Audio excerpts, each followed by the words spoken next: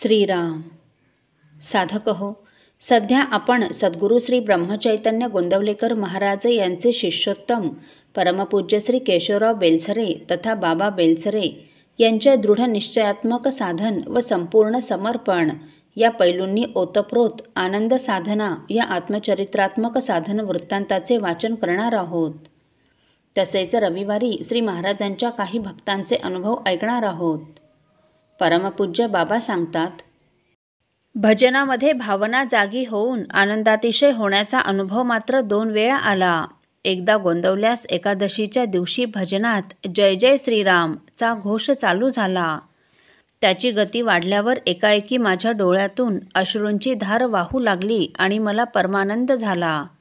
माझे अंग घामाने ओलेचिंब झाले आणि सर्वांगावर रोमांच उभे राहिले. तसेच मालाडला एका आषाढी एकादशीच भजनामध्ये विठ्ठल नामाचा घोष सुरू झाला. 2-3 मिनिटातच माझे डोळे आपोआपच मिटले आणि देहभान विसरलो. त्यावेळी देखील एका विलक्षण आनंदावस्थेचा अनुभव मला येऊन गेला. तसेच गोंदवल्यास एकदा राम मंदिरामध्ये भजन चालू होते. श्री रामरायाच्या प्रसन्न मुखाकडे पाहत मी मागे भिंतीला टेकून बसलो होतो. सहज माझी नजर वळली तर सिंहासनावर श्री सद्गुरू प्रत्यक्ष बसलेले दिसले. मी चांगला जागा होतो. मी स्वतःशीच म्हणालो, त्यांना देह ठेवून 40 वर्षे झाली. आता ते देहाने कसे असतील? तरी ते प्रत्यक्ष दिसत होते हे खरेच.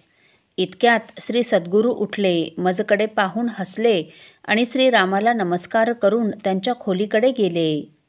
या अनुभवाचा संस्कार इतक्या वर्षानंतर अजून माझ्या मनात ताजा आहे, पण मला त्याचा अर्थ सांगता येत नाही. त्याचप्रमाणे पुष्कळ वेळा अमुक मनुष्य येणार किंवा अमक्याचे पत्र येणार असे आतूनच वाटते आणि न चुकता तसे घडते. माझे एक साधक मित्र श्री गुरुभक्तिपरायण रामकृष्ण दामले यांनी उत्तमपैकी नामसाधना केली होती. आम्ही दोघे एकमेकांच्या नामानुभवाबद्दल नेहमी बोलायचो. जलोदराने आजारी पडून ते पुण्यास गेले. जाताना मला म्हणाले की शेवटी आपली भेट होईल बरे का? या वाक्याचा लौकिक अर्थ घेऊन मी स्वस्थ राहिलो. पुण्यास गेल्यावर काही दिवसांनी रात्री 9च्या सुमारास ते वारले. त्याचवेळी मला ते स्पष्टपणे भेटले. त्यांचे शब्द मला ऐकू आले नाहीत, पण मी भेटायला आलो असे बोलल्याचा भास झाला. तसेच येथून 500 मैलावर माझे वडील एकाएकी वारले. त्या दिवशी सकाळपासून मला त्यांचे स्मरण होत होते. मी कामावर गेलो नाही. जेवून झोपण्याचा प्रयत्न केला तर मला गुंगी यायची, पण तिच्यातून मला कोणीतरी जागे करावयाचे. त्याचवेळी तिकडे त्यांचे देहावसान झाले होते. आणखी एक अनुभव म्हणजे काही वर्षांपूर्वी मनात असा एक विकल्प आला, अरे आपण इतके नाम घेतो पण त्याच्या सामर्थ्याचा काही अनुभव येत नाही. त्याची शक्ती कमी झाली की काय? 1-2 दिवस गेल्यावर सहज नित्याच्या जपाला मी बसलो होतो. रात्रीची वेळ असल्याने सर्व शांत होते. इतक्यात मला आगीच्या झळा जाणवू लागल्या.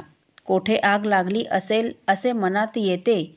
तोच माझ्या जपाचे नाम ज्वालारूपाने मला समोर दिसले.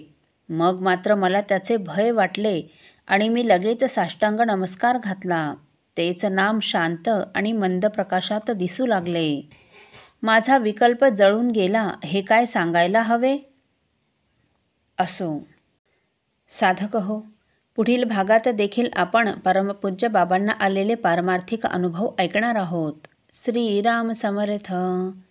आपल्यातील कोणा श्रींच्या भक्तांना श्रींचे काही अनुभव आले असतील तर कृपया आपण मला ते 9422843253 अथवा सुनील दादांच्या 9892608401 या व्हॉट्सअप नंबरवर कळवावेत अशी नम्र विनंती.